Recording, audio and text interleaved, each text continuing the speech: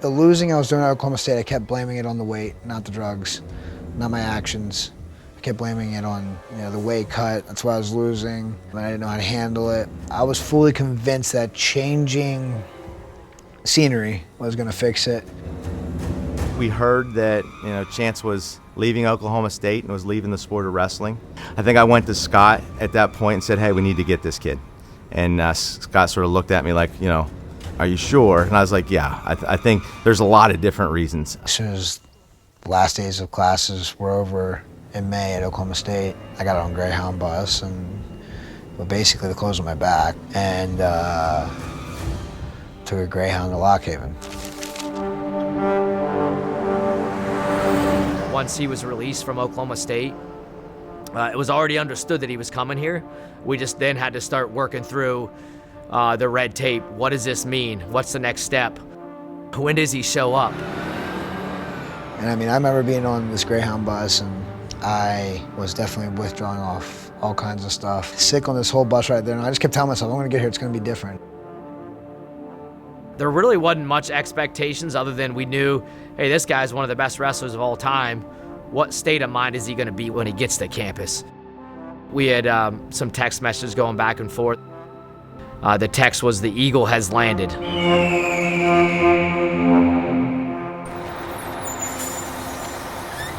That was a moment for me of like anxiety but excitement. I remember my first practice there. It was a 3 o'clock practice. We were doing a little bit of cardio, then drilling. So I was pumped. I was excited we were getting this guy. I'm like, this is gonna be awesome. Another training partner, another guy to bring the room up, that sort of thing.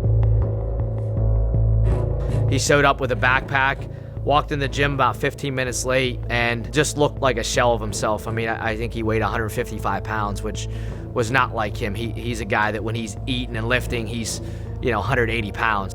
And I could see the look on the coaches' faces. Like I basically walk right in, throw some shoes on, like they're jogging. I jogged like 3 laps with these guys and was like, I just looked like I was like a ghost, and I jogged 3 laps and about died jogging 3 laps.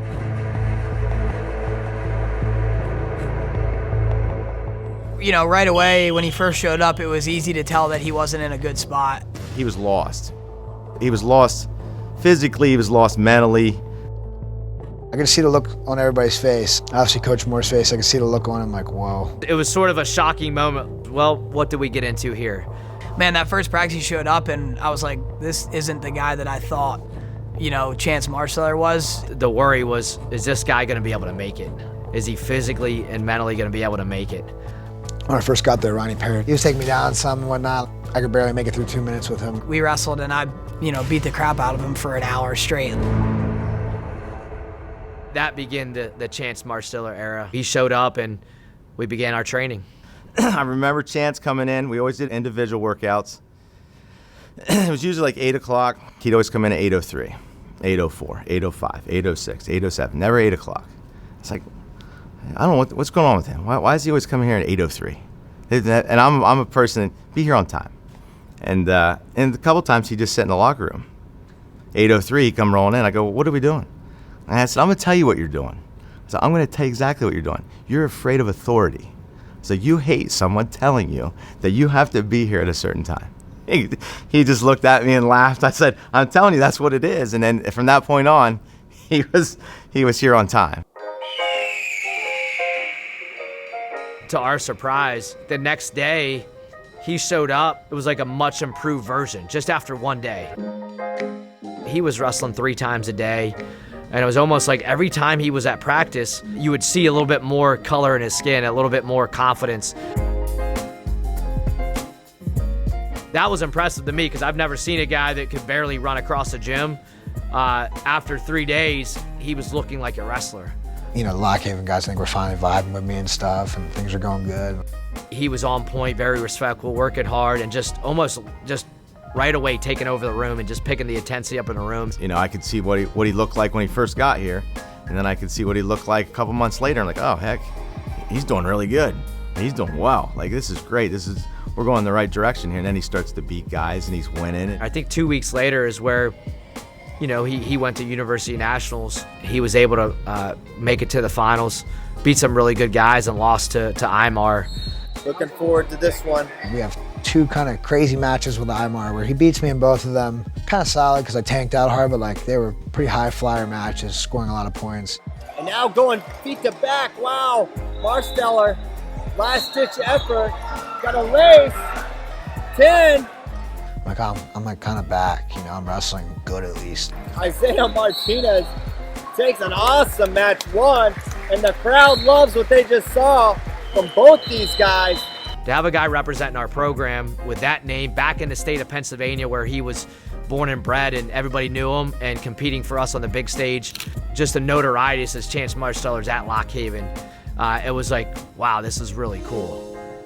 By the time I got comfortable and realized like, oh, I'm back to where I need to be, that's kind of leads me into 3 days before school started that fall,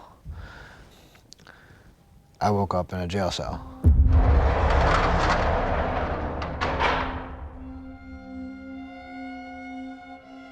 I look at the man on duty. When you guys let me out of here, like, why am I in here? And the dude took a while to answer me, and finally he came up to me and goes, buddy, you have no idea what you did, huh? I'm like, no, not really. The guy looks at me and like puffs and is like, dude, you don't remember? Like, you ain't going nowhere for a long time. And we went over to the county jail and met with him. At that point, I think he was still sobering up, and he was just sitting there just in disbelief. The scarier part was my cellmate was a guy I watched a Dateline NBC about who had murdered his ex-girlfriend. Yeah, probably go to Houston, yeah. So after I'd left Stillwater, we hadn't communicated at all. It was just kind of cut and dry, nothing for about a year. And then once he got to Lock Haven, out of nowhere, I got a message and a friend request on Facebook from him. And I like kind of looked at my phone like, no way. And I was just like kind of at the point where like I needed to see this through. So I was like, hey mom, I think I'm gonna go to Lock Haven and like just go see him. I'm like, either it's gonna go really well or it's gonna go really bad. And that's just kind of like where it all started again. So what had happened the night before is we were partying the night before. The neighbors that lived across from us like must have said something, and I must have said something vulgar to them, like pretty vulgar. What I was told was like, I yelled at them, shut up or I'll kill you, or something nutty. So I guess I got to work around like about 3 o'clock-ish, and I hadn't heard from him still. I was just like, okay, maybe he's like hungover, you know, like just, it was a rough night, whatever, like didn't get to bed till late. And then I had a missed phone call. Open the door now! And it was the jail. And I'm like, why is somebody from jail calling me? They had called the cops on me basically for yelling and screaming at them. Hi, like somebody from this place called me. I was just kind of wondering who called or why you guys called me. And they're like, do you know a Chandler? And I'm like, yeah, I know a Chandler. The police officers asked for my ID, asked what happened. And I wouldn't give them my ID. I'm naked. Basically, like, I wouldn't put clothes on because I was in my apartment, and so they arrested me for like not giving ID, not listening. Yeah, can you tell me what's going on? They couldn't really tell me anything, but at that point, I knew he was in jail, and I tried to like contact some of his teammates that I had kind of like briefly met, and nobody would really tell me anything. They all said they didn't know anything. But I'm like, somebody's got to know something because he was with all of those people. Like, it just didn't add up. They were taking me to jail for that, and probably would have been just left at that, but I started banging my head against the grate of the cop car, and they had a video, and that's the only reason why I know exactly what happened. I'm still like meandering, talking, barbing around about like, I'm never gonna be able to win a national title because you're taking me in. And I couldn't really do anything about it. I was stuck at work, kind of just like stuck with my thoughts and like panic and fear and like what is going on or what did I just get myself back into. And I was just kind of finding out that, you know, he's in jail and with a lot of charges. And because I started banging my head on the grate of the car, I guess they pepper sprayed me and took me then to the hospital, because they have to, I guess, at that point. When we got there, there was like 2 Lock Haven PD, 2 school PD, 2 state troopers. So 6 troopers like all right around the room, and a nurse. When the nurse was taking my blood, I was still handcuffed, and I tried to lunge at her. And that's when the police officers took me to the ground, and I kept kicking and fighting my way to my feet and headbutting, and I was at the time, this is where the story of me fighting 6 police officers comes about. People forget to mention I was handcuffed the whole time. One time, when I'm taken to the floor, I'm bleeding, and I get back up to my feet, and I kind of like, sniffle or pull blood through my nose, and I spit, and I spat my blood in the police officer's face.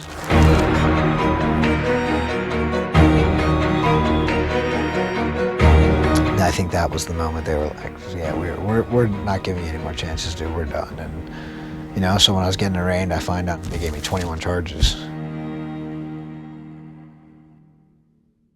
I think everybody was trying to kind of keep everything as hush-hush as they could, but it's kind of hard to do that. Lock Haven's a small town, and on top of that, wrestling is a huge part of the community, a huge part of the school. So when things happen within, the wrestling team or within the wrestling community in Lock Haven, word travels super fast. So when I got out and stuff, I hear people tell me about how they heard it on the radio and stuff, and it's in the newspaper. And his face is plastered across every newspaper in my hometown. It kind of really made it hard to sell my relationship to my parents and my family and my friends, because I'm like, oh, things are different this time. The gossip hit out pretty fast. Within, a few hours of the next day, there was a buzz about it, I guess, in town. I was a big transfer in town, and I was only in town for a few months, and I think people had high expectations for me, so I don't think anybody was very happy with me. I'll be honest, I think the initial reaction was kind of like, screw that dude, and he came in and was good and was probably helping us out, but then all of a sudden just kind of threw it all away, and we were just basically like, screw that guy. He made us look bad, and that was kind of that was it. It was frustrating because that kind of one night, that event took over for a little while. He gets arrested. He's drunk, he's high, he's naked, he beats up some people, he gets arrested. It's a whole thing. Very, very bad. So obviously at that point, I withdraw from school. School's about to start. I withdraw from school. We got all this stuff to go through. I don't know how bad it's gonna be.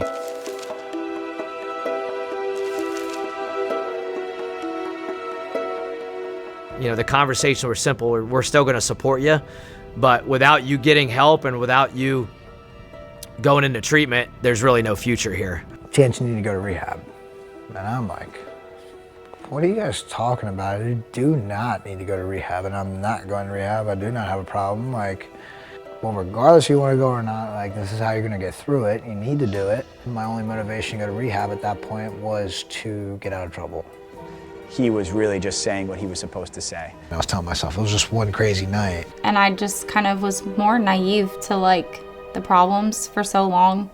I think I just thought it was normal, college, high school stuff, until I realized that maybe it's not.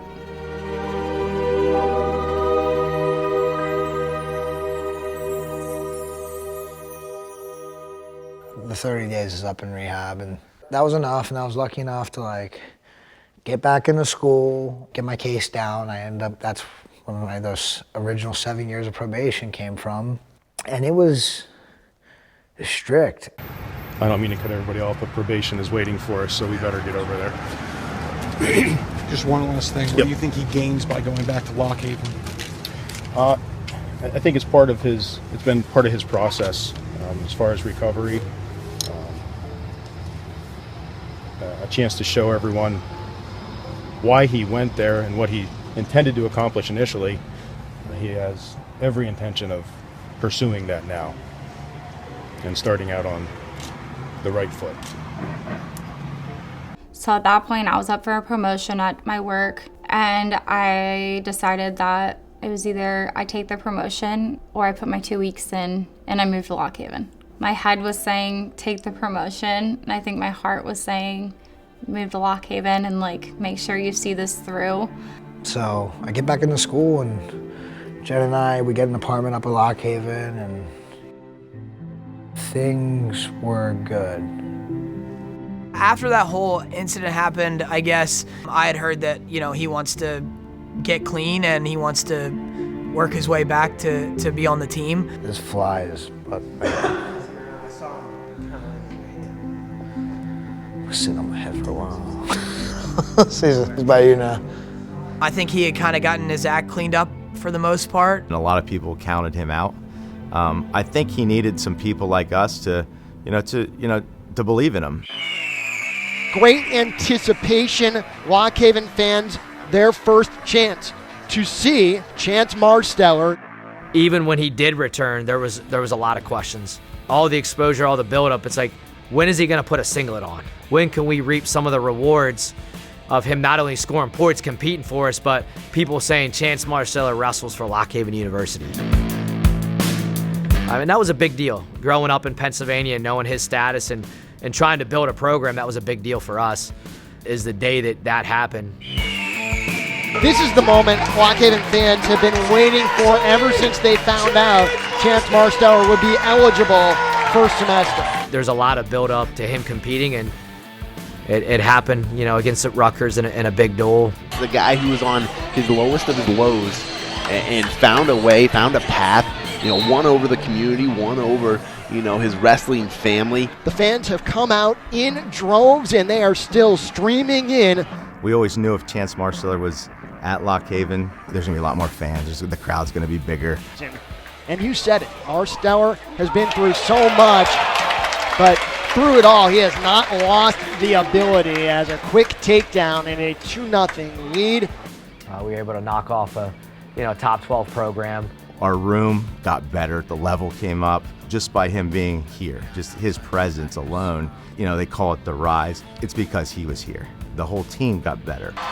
Marsteller really was the one who wanted to be here and wanted to make it work in Lock Haven. We knew he was going to be good. He committed and sacrificed a lot of his time, paying for his own school, never asking for scholarship, and never expecting it, just saying, this is what I got to do.